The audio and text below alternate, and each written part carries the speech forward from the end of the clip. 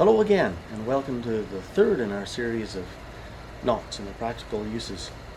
Today we're going to talk about yet another simple but endlessly useful knot, and again it builds on those three basic elements, if you remember them: the bite, the loop, and the round turn. Most especially this one uses the loop. So if you imagine you have a table leg or a tree or a post or your buddy's arm, something, and you put a loop around it. So basically just the rope passed around it once and then you let them cross. I hope you can see that in the video, but the rope passes around and then it crosses. That's called a half hitch. And if you find that if you pull on each end of the rope, that half hitch tightens around that post or table leg. If you don't cross it, then of course it just kind of turns into nothingness. But if you cross it and pull on it, it tightens. That's a half hitch. Very useful. Now, let's tie another half hitch. Go the same way around the object. So now you can see we have the second half hitch. Two half hitches. Again, pull on them, they tighten right up. And if you went around the same way, you'll find that bottom end of the rope is taking off to your left, and the top end of the rope is taking off to your right, or vice versa.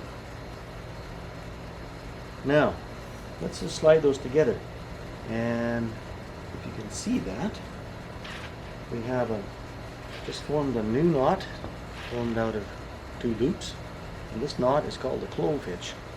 And the clove hitch is a great thing for quickly anchoring to something, and it's fairly solid. You can pull on it, it won't give. If you want to be extra careful, extra sure, you can remember from last lesson the overhand knot. Just take an overhand knot and tie it around that, just like you're tying a fisherman's bend, and then no matter what happens, that's not going to come undone on you. You can tie up your canoe or your kayak, you can tie up your dog, tie up all kinds of things. Tie up a chainsaw and hoist it up on the roof if you're going to cut a hole for your firefighter. Many uses. So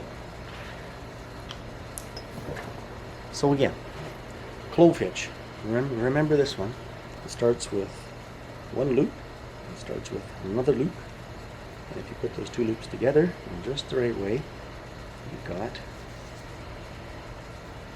not just two half hitches, but a clove hitch.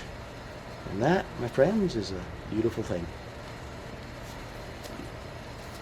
Leaders, here's an idea that you can take and use yourself. You take some scrap material, you can make yourself a knot teaching board.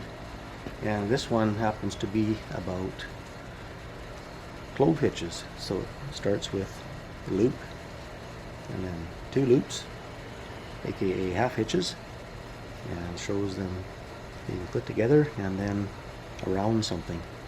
And then there's something that students can practice tying the knot on themselves. And you can build a series of these. Great fun, very useful. So thank you, and we will see you again next time.